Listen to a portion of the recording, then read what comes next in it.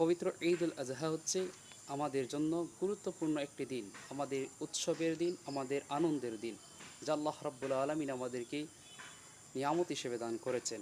এর মধ্যে রয়েছে বর্জনীয় 4টি কাজ, যা আমাদেরকে সতর্ক থাকতে হবে, যেই কাজ থেকে সাবধান থাকতে হবে। এক নম্বরে হচ্ছে ঈদের দিন কবর জিয়ারত করা সুন্নত মনে করা, অর্থাৎ আপনি আপনার মা বাবার কবর, আপনার আত্মীয়ের কবর আপনি জিয়ারত করবেন, এটা স্বাভাবিকভাবে জিয়ারত করবেন।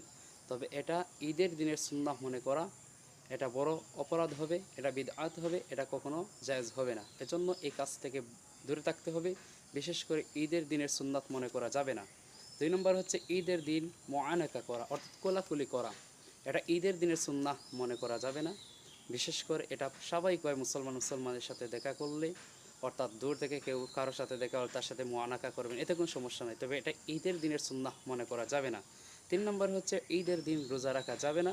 4 নম্বর হচ্ছে আনন্দের কারণে গান বাজনার মধ্যে মগ্ন হওয়া যাবে না, গান বাজনার ধারে কাছেও যাওয়া যাবে না, এটা মুসলিমদের জন্য সম্পূর্ণ নিষিদ্ধ। 5 নম্বর হচ্ছে পর্দা লঙ্ঘন করা যাবে না, হোক পুরুষ হোক নারী, সকলের জন্য পর্দার প্রতি খেয়াল রাখতে হবে। বিশেষ করে আমার মা বোনদের প্রতি বিশেষ মনোযোগী হতে হবে।